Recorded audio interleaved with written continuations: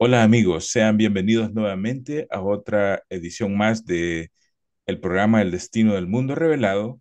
Hoy continuaremos con el estudio de las siete iglesias y continuamos también con la iglesia de Tiatira.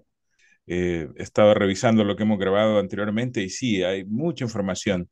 ¿Qué te parece si Sí, iniciamos con una oración, Paulina? ¿Te gustaría orar, Paulina? claro que sí, Tony. Ok, Vamos a orar y les invitamos a todos a que oremos. ok. Padre nuestro que estás en el cielo, santificado sea tu nombre. Gracias, Señor, te damos porque nos das la oportunidad de estar aquí para tener otro estudio de tu santa palabra. Ilumínanos a través de tu Santo Espíritu y que todo lo que aquí digamos, Señor, sea correcto y si no, tú nos vas a corregir y también que aquellos que nos ven o nos escuchan, que ellos también lo puedan corroborar todo en tu santa palabra.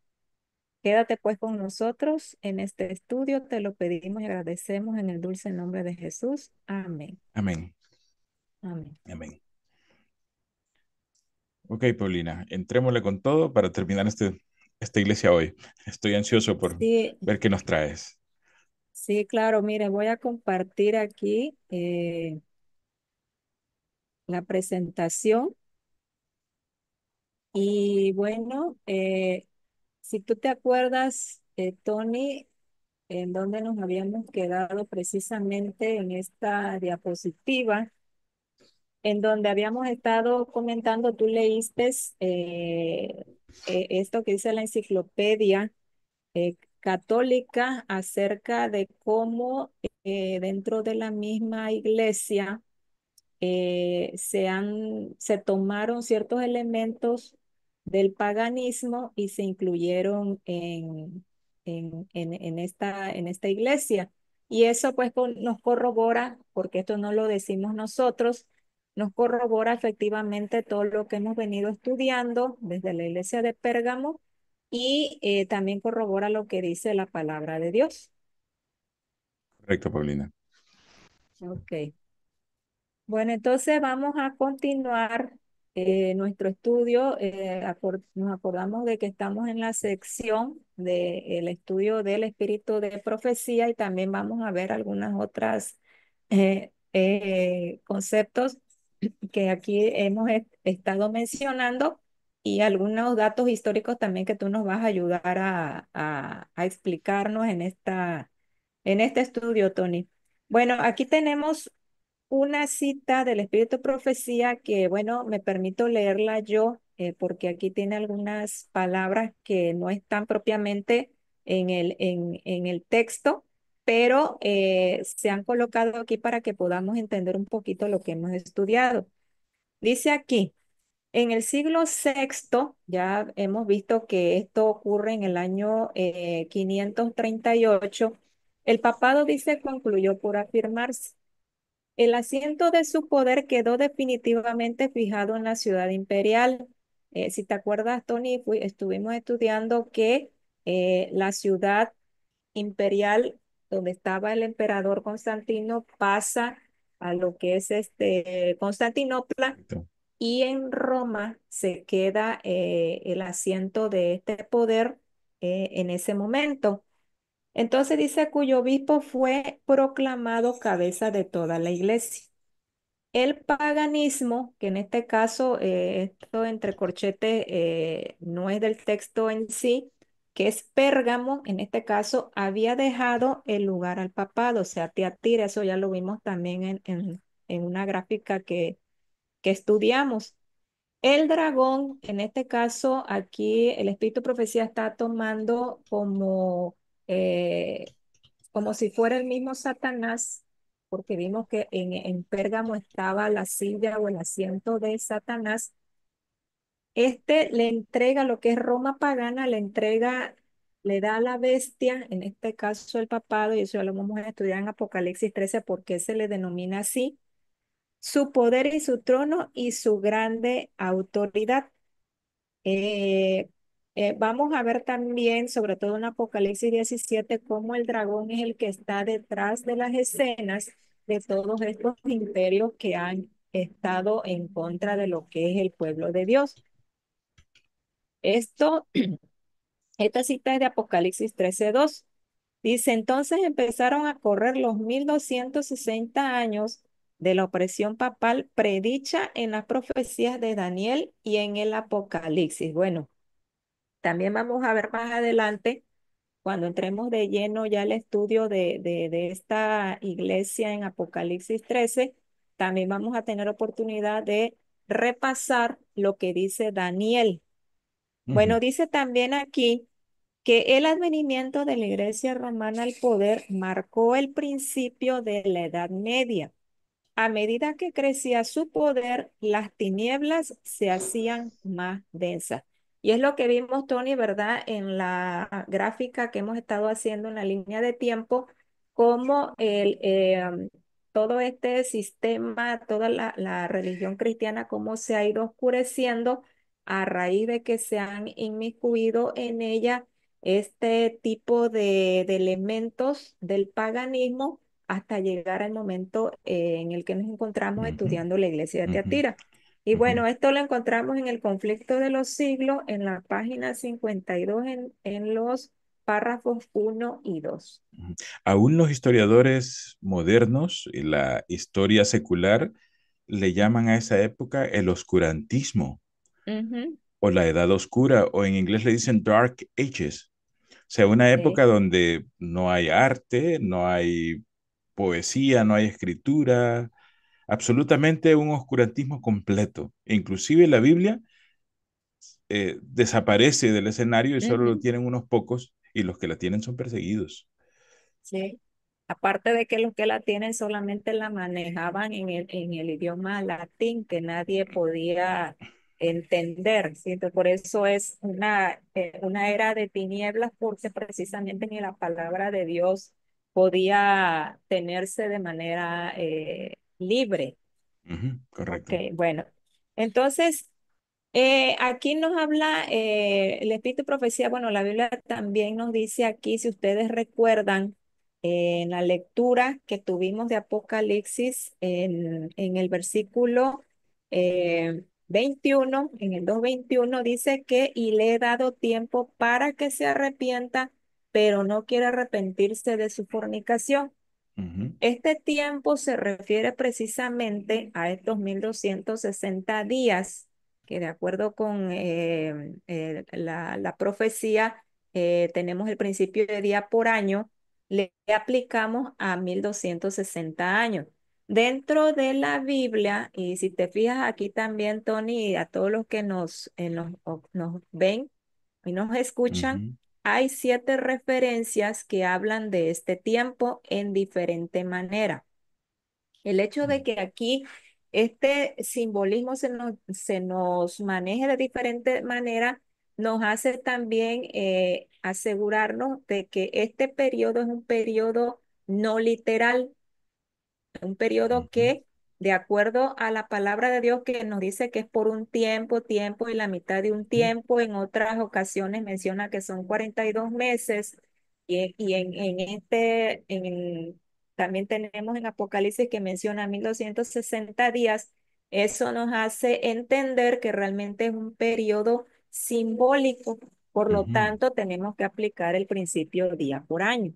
ujú. Es Entonces, bien, aquí en es esta bien la... curioso, Paulina, Ajá, que aquí son 7 veces que encontramos entre Apocalipsis y Daniel, siete ajá. veces para identificar ese sistema y nos da Ajá, diferentes maneras de interpretarlo o de computar el tiempo, que es lo sí, mismo, pero me llama la atención que te aparece ahí un número 7. Siete Sí, citas. efectivamente, porque ya hemos visto que el número 7 es el número divino que el Señor utiliza para manifestar todo lo que es completo, lo que es Ujú, perfecto. ujú, Entonces, aquí vemos que efectivamente este periodo se menciona 7 veces. Bueno, y si ustedes ven en la parte de abajo, bueno, ahí nos menciona, nos hace la equivalencia. Por ejemplo, un tiempo es igual a un año, que este año pues es igual a 12 meses. Si nosotros multiplicamos 12 meses por el número de días que se utilizaba, que ujú, utilizaban los judíos, eran días de 30, o sea, ujú, perdón, meses de 30 días. ujú, Nos da el total de 360 días. Ahora, ujú, dos tiempos, nosotros cuando hemos estudiado Daniel, ¿te acuerdas, Tony, cuando el Señor dice que Nabucodonosor ujú, va a estar castigado como un animal en el campo durante 7 tiempos?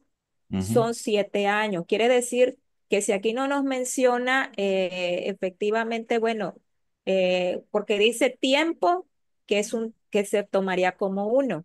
ujú. Tiempos, entonces el Dos. plural tienen que ser dos, porque no nos está mencionando ni 3 tiempos ni 4, como lo hizo con la profecía de Nabucodonosor. Ujú, Y cuando habla de medio tiempo, pues ya sabemos que si 2 años, que serían 24 meses, entonces la mitad de un año, ¿cuánto sería? 6 meses. Entonces, ujú, un tiempo son 12 meses, 2 tiempos, 24 meses y medio tiempo, 6 meses. Si nosotros lo multiplicamos eso por los 30 días que tarda el mes, entonces vamos a encontrar que tenemos 360 días, 720 días, 180 días. Y si sumamos todo, por ejemplo, al hablar de meses, o hablar de tiempo, o hablar de días, nos va a dar en primer lugar que tenemos un tiempo, 2 tiempos y medio tiempo. ujú, En meses nos dan los 42 meses y al final nos da 1260 días, que vendría siendo mil doscientos ujú, sesenta años. ujú, Entonces, del año 538 a 1798, ustedes saquen sus cuentas y ahí ustedes se van se van a fijar que efectivamente son 1260 años que estuvo este poder ujú. actuando en contra del pueblo de Dios. Sí.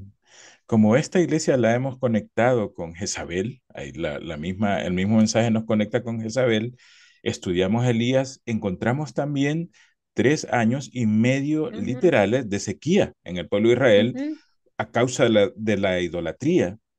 Entonces, sí, cuando vemos esa tipología, esos 3 años y medio literales, le aplicamos el principio día por año de cómputo, es esto mismo. Todo sí. concuerda, todo casa y no tenemos pérdida para identificar este sistema y el tiempo que ejerció este poder a plenitud.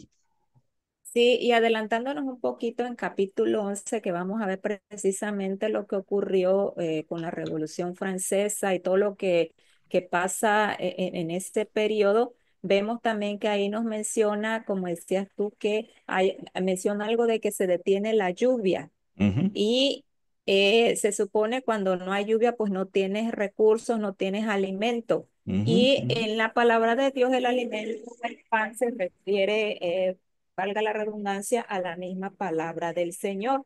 ujú, ¿Y qué es lo que ujú, ocurrió en esta época de oscurantismo? Precisamente que la palabra del Señor se escaseó, no hubo, y hubo una sequía, como tú bien decías, por un periodo de 3 años y medio, pero ujú. que no son literales, sino que son simbólicos.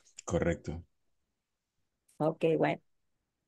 Bueno, pasándonos ya un poquito a, ya viendo este periodo donde dice la misma palabra que no quiso arrepentirse, y vamos a ver qué es lo que les pasa más adelante por esa razón que no se quisieron arrepentir. En ese periodo, ya ves, comentamos acerca del lucero de la mañana. El Señor Jesucristo le promete a estos fieles que salgan de esta iglesia el lucero de la mañana. Y si bien es cierto, dijimos que el lucero de la mañana primeramente se refiere a Cristo, también en esta época surge el lucero de la Reforma, que es John Wycliffe. Este John Wycliffe en el año, bueno, aquí tienen ustedes su biografía, la pueden ustedes leer con calma, pero un detalle importante que dice aquí que en el año 1378 es cuando él comienza un ataque sistemático contra las creencias y prácticas de la iglesia. Él fue el que inicia este movimiento por estas inconformidades que ellos veían cosas dentro de su misma iglesia que no estaban bien y entonces se atreven a querer hacer un cambio, una reforma dentro de su misma iglesia. No sé si quieres comentar algo sobre este personaje, Sí, Tony. mira, es bien curioso que él lo que hace es nada más leer la Biblia, empezar a leer la Biblia, traducirla completamente al inglés.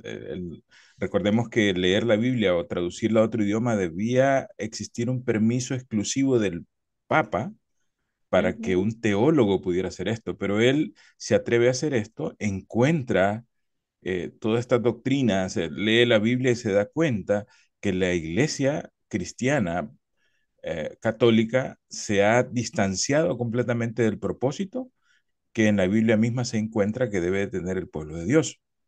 A raíz de esto la persecución ideológica, empiezan a llamarlo a que testifique de sus doctrinas y llega un momento en que se le declara como un hereje. ujú, Se emite, el Papa Gregorio XI es quien empieza a publicar numerosas bulas acusándolo a él de herejía.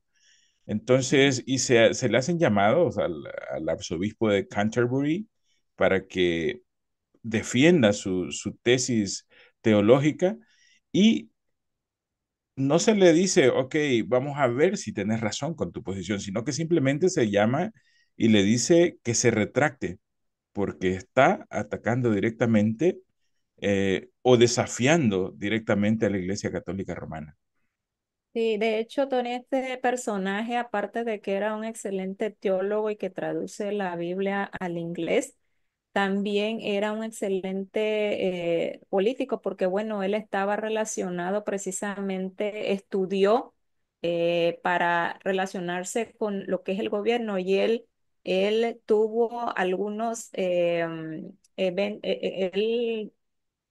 ¿cómo podría decirle? Él intervino dentro del mismo gobierno en Inglaterra precisamente para tratar de que el país se librara del yugo de este sistema político religioso. Entonces, por eso él tuvo una muy buena influencia en Inglaterra en este movimiento de reforma. ¿Ok? Bueno, el espíritu de profecía, si nos quieres leer por favor aquí esta cita del conflicto de los siglos, ¿qué es lo que nos dice la hermana Elena G. de White de John Wycliffe? Ujú.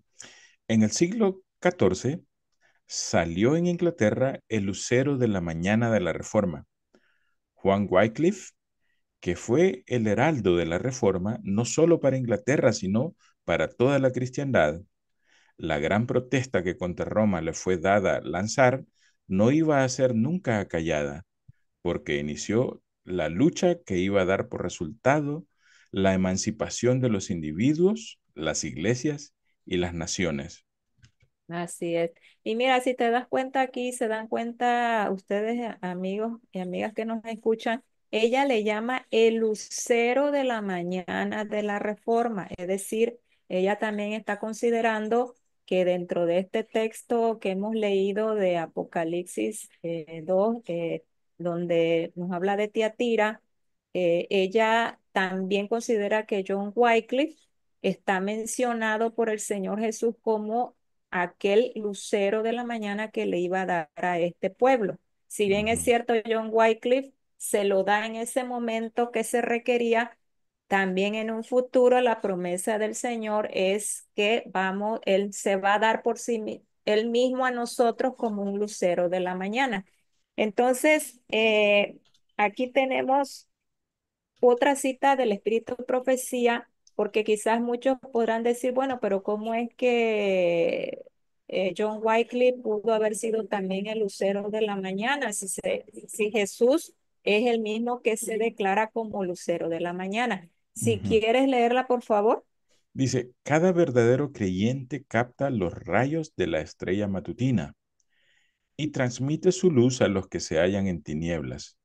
No solo resplandecen en medio de las tinieblas de su propio vecindario, sino que como iglesia reflejan la luz a las regiones distantes. El Señor espera que cada cual cumpla su deber. Todo el que se une con la iglesia debe unirse a Cristo también para difundir los rayos de la estrella matutina y debe convertirse en la luz del mundo. Cristo y su pueblo serán copartícipes en la gran tarea de salvar a la humanidad cada día con Dios, página 325. Entonces aquí vemos pues que efectivamente John Wycliffe era, se le puede decir que era también el estrella de la mañana porque él transmitía la luz de Cristo en esa época de tanta oscuridad. Y Paulina, cabe mencionar también que uno de los temas que él empezó a hablar, Wycliffe, fue el asunto de las indulgencias. Ese fue el Ujú, primer tema que él empieza a tratar. Luego empieza a tratar el tema de la transustanciación. La idea de él es no crear un cisma dentro del sistema católico romano. En esa ujú, época recordemos que existían dos papas y ambos ajá, se excomulgaban entre ellos, inclusive se mandaban cruzados porque el papa de Roma quería ejercer poder completamente sobre el papa que estaba en Constantinopla. ujú. Entonces, ahí hubo un cisma. Y John Wycliffe decía que por haber abandonado a Dios, la iglesia estaba sufriendo ese cisma. Cuando se le acusa de hereje, él empieza a hablar directamente y dice, esto empieza a hablar en contra de las indulgencias, empieza a hablar en contra de la transustanciación y otras situaciones que se estaban dando en el seno de la Iglesia Católica. Y bueno, vemos ahí todo el furor de la, de la persecución se levanta contra él, pero él no logra ser capturado por la Inquisición, ni mucho menos le dieron muerte, sino que él muere después con el tiempo, siempre manteniendo y sosteniendo los principios bíblicos que él había encontrado en la Sagrada Escritura. Sí, sí, muy interesante. De hecho, en el conflicto de los siglos, allí podemos encontrar la historia muy completa también de este personaje y todo lo que hizo en ese momento. Ok. Bueno, Antes de que eh, pasemos, se me olvidaba decirte ya sí, para terminar de Wycliffe, podemos hablar mucho de este ujú, hombre porque es una eminencia.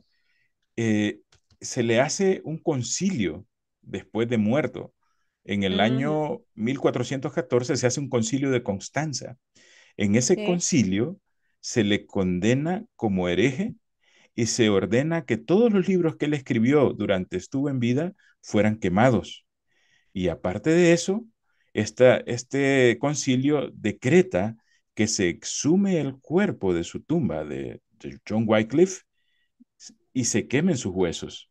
Y la ceniza de sus huesos los tiren en un riachuelo cercano que estaba cerca de donde estaba enterrado. Y esto fue como, no sé, yo creo que lo peor que pudieron haber hecho fue tirar la ceniza de este reformador en este rillito, porque eso se expandió por todo el mundo. sí, Pero vemos el así, odio satánico hacia alguien que encontró la verdad. sí, así es. Ok, bueno, bueno, pasando ya un poquito más a estas personas que también estuvieron en ese periodo. Aparte de estos reformadores, bueno, hemos dicho que ellos surgen dentro de la misma iglesia, Ujú, levantan su voz para ir en contra de lo que pues ellos consideraban que no iba de acuerdo a la palabra de Dios. Pero también hemos comentado que habían otros grupos en ese tiempo que ellos guardaban la fe pura del cristianismo y no estaban precisamente como dependientes de la iglesia oficial en ese momento. Y nosotros, bueno, hemos estudiado muchas veces acerca de los valdenses, por ejemplo, ujú. los cátaros o los albigenses y otros eh, personajes o grupos más que existieron en ese momento que desafortunadamente tuvieron una gran persecución por este poder. Entonces aquí vamos a leer, esto tiene que ver con el libro de Daniel. Recordemos que el libro de Apocalipsis se complementa con el libro de Daniel. Ujú. Si bien es cierto, vamos a ir viendo partes del libro de Daniel para poder explicar mejor el Apocalipsis. Bueno, ojalá que si Dios nos presta vida y podemos terminar todo este libro de Apocalipsis, podremos retomar el estudio de las principales profecías de Daniel con más profundidad. Pero aquí en Daniel 11:35, que de paso es el de los capítulos un poco más difíciles de entender del libro de Daniel, allí se nos menciona también estos grupos y también se nos menciona un tiempo como lo hemos visto en libro, en esta parte de esta iglesia que se le dio tiempo para arrepentirse. Si quieres leer, por favor, el versículo. Ok, dice así, Daniel 11:35. También algunos de los sabios caerán para ser depurados y limpiados y emblanquecidos hasta el tiempo determinado, porque aún para esto hay plazo. Entonces ahí vemos efectivamente que esto se refiere al mismo periodo que estamos viendo nosotros de la iglesia de Tiatira, porque también aquí se nos menciona un tiempo Ujú, determinado para este ujú, poder. ujú, Bueno, también tenemos, sabemos que todos estos grupos sufrieron persecución y de acuerdo con el comentario bíblico adventista, hablando acerca de esta frase que dice aquí, Apocalipsis 2:24, los demás, me gusta esta forma de cómo ellos lo explican para que nosotros podamos entender mejor lo que ahorita hemos estado comentando. Si lo quiere ujú. leer, por favor. Correcto. Solo quería comentar algo Ujú. rápido de los valdenses y los cátaros. Ajá, Estos eran guardadores del sábado, Paulina. sí. Estos tenían la Biblia en su poder, se declaran herejes porque no estaban de acuerdo al sistema religioso impuesto, estaban en contra también de las indulgencias, estaban en contra exactamente de la doctrina o la teología que el papado estaba imponiendo.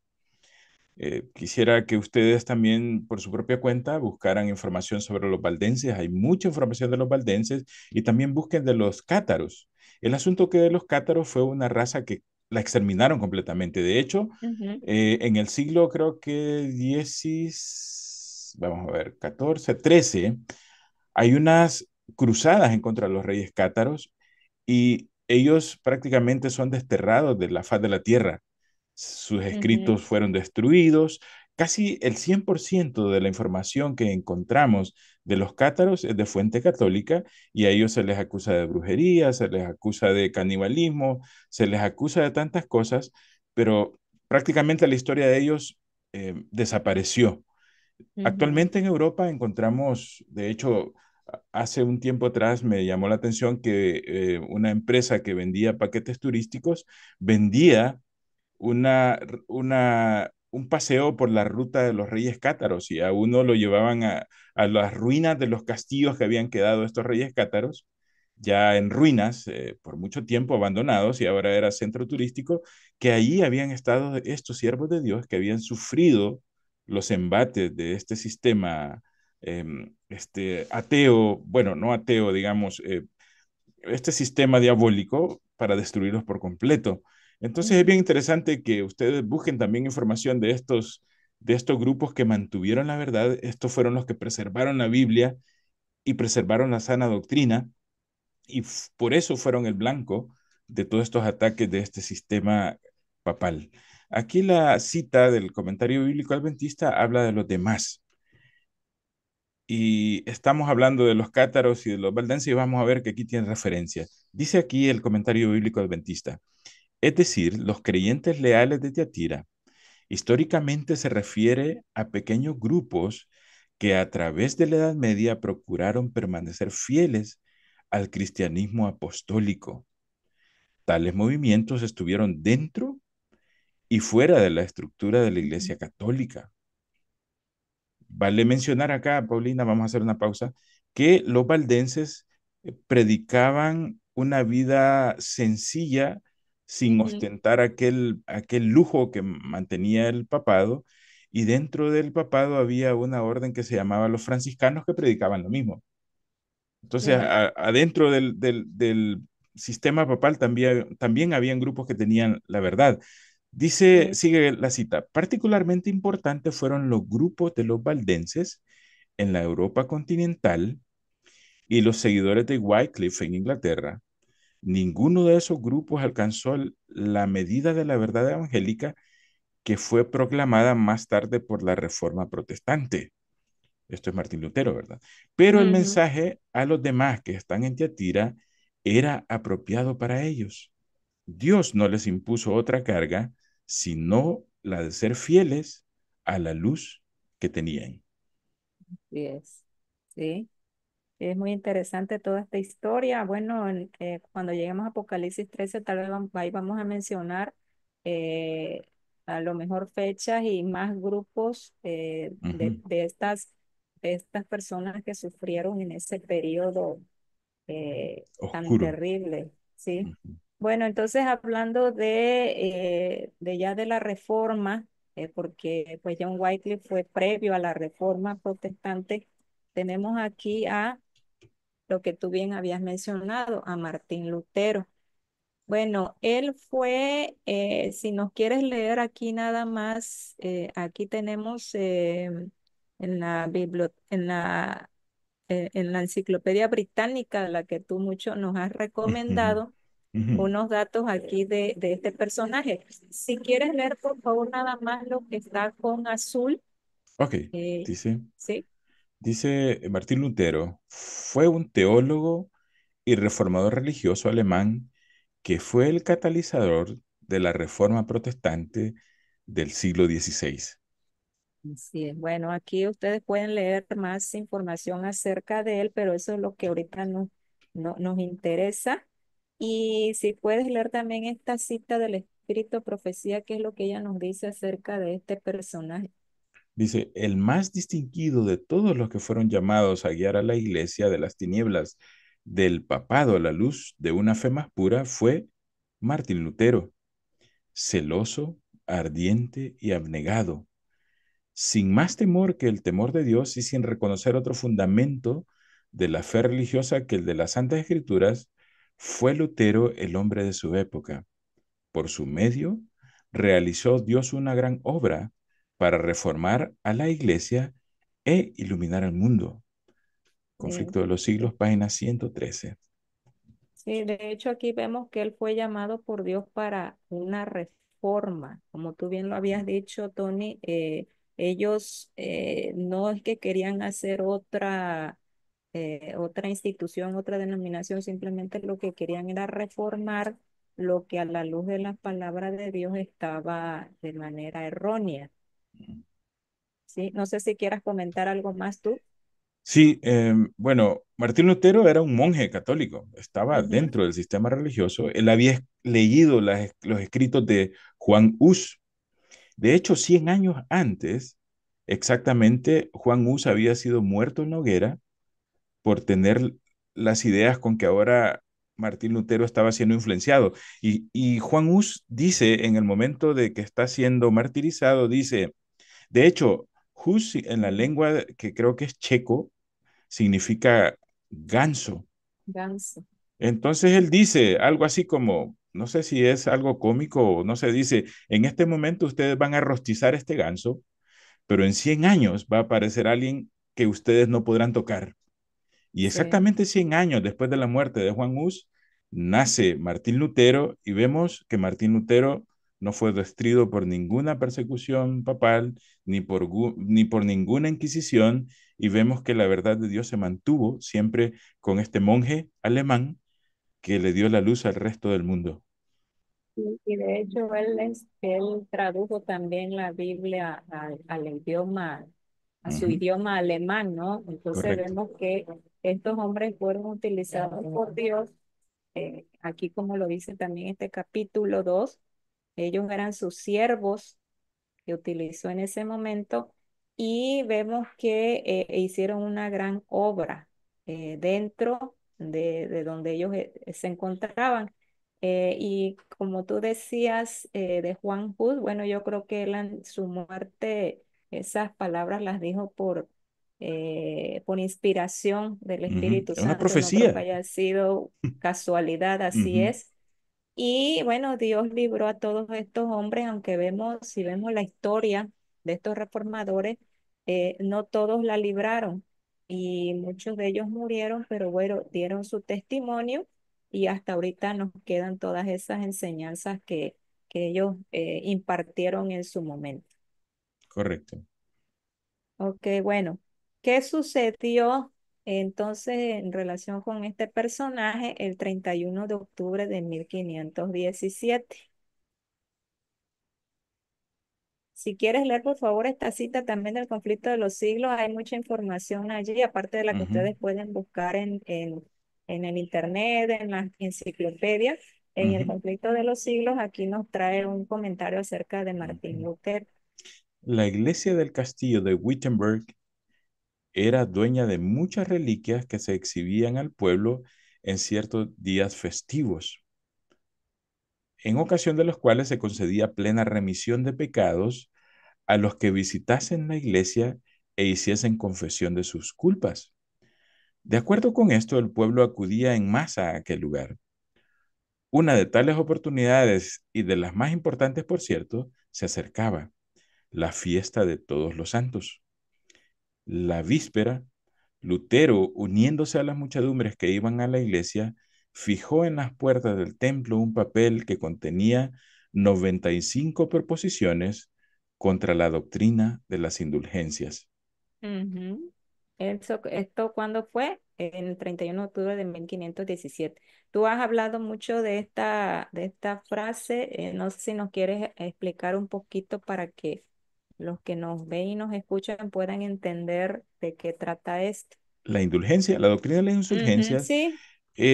era prácticamente la atribución propia del papado de poder perdonar pecados. Y Ujú, cuando perdonaba pecados, extendía como un certificado diciendo que los pecados de estas personas estaban perdonados e inclusive podía perdonar pecados por adelantado. Entonces, era solo un entramado total con el culto a las reliquias, con las ujú, indulgencias, inclusive con las peregrinaciones que hacían a estos lugares sagrados. Entonces, esta doctrina de las indulgencias fue una de las principales que ataca Lutero, porque él sabía que el único que tenía esa capacidad o ese derecho de poder perdonar pecados o la remisión de los pecados era Jesucristo mismo. sí, así es, sí. Entonces esto era lo que él prácticamente quería debatir, porque incluso él pega estas 95 tesis, pero pide debatir Ujú, esas tesis, pero dice la historia, bueno, que eso no sucedió, nadie quiso debatir con él y bueno, la historia, bueno, nos dice que finalmente él se retira del sistema porque, bueno, empieza a ser perseguido y bueno, una ujú. historia pues muy interesante Sí. que les invitamos a que la puedan estudiar con más calma.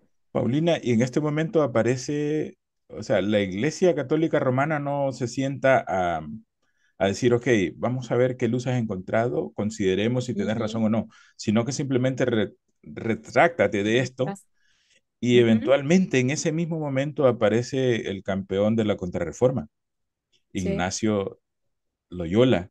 De hecho, le ujú, llamaban Íñigo, como, así como de de diminutivo, cariño. Íñigo. Ajá, Empieza él y comienza el movimiento de la reforma y se funda la orden o la Compañía de Jesús, que son los sí, jesuitas que hoy tenemos en día, y vemos las nefastas consecuencias que han habido al cristianismo o a la política internacional y los gobiernos por este grupo que nace en este momento para hacer una contra a la reforma ujú.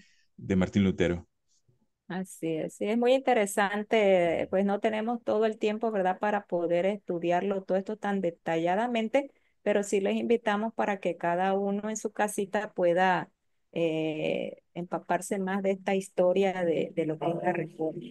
Bueno, tú también nos habías comentado anteriormente que, bueno, no solamente Martín Lutero, John Wycliffe fueron personajes importantes dentro de ese movimiento. Tenemos a varios aquí, por ejemplo, Savonarola, a Juan Hus, que es el que tú mencionaste, también a William Tyndale, a Martín Lutero propiamente, Ulrich Zwinglio, a Guillermo Farel, William Farel y Juan Calvino, que son de los quizás un poco más conocidos reformadores protestantes de aquella época, y cada uno de ellos tuvo un trabajo que hacer, fue dirigido por Dios, y todos ellos en su conjunto pues lograron en parte quitar esas tinieblas tan densas que habían en esa época. Ujú. Y también en América tuvimos en Chile a Manuel Lacunza, Ah, que sí. también fue jesuita, o sea, Ujú, empieza el movimiento con la Reforma, pero él abandona el jesuitismo porque empieza a encontrar en las profecías que la verdad de todo esto. Pero creo que en ujú. Chile fue que lo tuvimos, a En Chile, Manuel sí, Lacunza también la tuvimos un Cunza, reformador. exacto. Ujú, Sí, y bueno, aquí tenemos un diagrama que encontré, pues nos habla precisamente de la reforma protestante, qué fue, cuáles fueron sus causas, ujú, sus antecedentes, quiénes fueron sus protagonistas, entre los más conocidos, porque ellos fueron los fundadores de las tres religiones protestantes más importantes en Europa, que fue Lutero con el luteranismo, Calvino en el calvinismo y Enrique VIII, que es el fundador del anglicanismo. Y bueno, ahí ustedes pueden ver en esta imagen, no la vamos a leer toda, ustedes ahí la pueden con calma estudiar. Todos ellos tuvieron un trabajo muy extenso que hacer en esa época, y precisamente estas tres religiones que se salen de ese protestantismo allá en Europa, precisamente de estas religiones son de las que vamos a estar hablando cuando lleguemos a la iglesia de Sardis, porque pues desafortunadamente salen de un sistema y entran en otro sistema que al final de cuentas vienen a ser lo mismo que el sistema de donde habían salido, pero bueno, eso lo vamos a ver más adelante. ¿Algún comentario más? sí, recordemos que aquí la verdad está como en pañales, está Ujú, redescubriéndose por partes. De hecho, Lutero no tuvo toda la luz, ujú, Calvino tampoco, ni también la comunidad anglicana, pero el Señor había ubicado en ellos ciertas claro. partes de la verdad que más adelante en nuestro estudio vamos a encontrar un momento cuando el Señor las une a todas en Norteamérica. Ujú. Y de hecho, si ya ve, aquí precisamente por eso el Señor Jesucristo en este capítulo les dice pues que Él no les va a imponer otra Otra carga carga más. y Ujú, que retengan lo que tienen. ¿Por qué? Porque si bien es cierto, ellos recibieron una luz en ese momento, no fue toda la luz que debieron haber recibido o que pudieron haber sobrellevado, porque ujú. Dios les pudo haber dado más luz, pero bueno, tal vez ellos no la iban a poder manejar, pero la obra que ellos hicieron en su momento, eso les vale para que el Señor los tome en cuenta en el tiempo del fin. Y es bien importante notar que, de hecho, las profecías del libro de Apocalipsis estaban selladas en ese momento. Eh, Ujú. de hecho, Lutero nunca hizo un comentario sobre Apocalipsis porque no le entendió.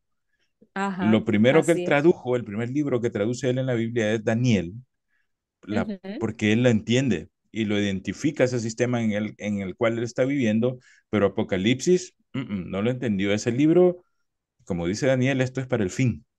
Entonces, De por hecho, eso no lo entendieron ellos. ajá, pero de hecho todos ellos, todos estos reformadores, si se van a la historia, todos estos reformadores entendían perfectamente que ese hombre de pecado se refería al sistema de donde El ellos papado, estaban. lo Sí, identificaron, así es, correcto. lo identificaron. Entonces Ujú, ese fue el primer paso o la luz que Dios les dio en ese momento, ujú, y que esa verdad sabemos que se iba a extender a lo largo correcto. del tiempo hasta nuestros días. Ok, bueno, entonces vamos a continuar. Bueno, aquí tenemos un mapa de cómo se expande la reforma en el siglo XVI. Y pues podemos ver allí, ¿verdad? En Europa los principales grupos, por ejemplo, en amarillo, que es la zona de dominio del catolicismo romano, la Ujú, zona en verde, ujú, vemos que es el dominio luterano, la rosada es el dominio ujú, calvinista, la anaranjada es del dominio anglicano y bueno, ya la color naranja más oscuro es de otra religión. Entonces ujú, vemos cómo en ese periodo se expande esta reforma y bueno, más adelante, pues como bien tú dices, todas estas religiones que salen de esa iglesia, pues finalmente conforman un remanente que Dios va a ir purificando, al cual Dios le va a ir más dando luz, hasta que ujú. lleguemos al tiempo del fin y lleguemos hasta nuestra última iglesia, que es la Odisea. Ok. Bueno.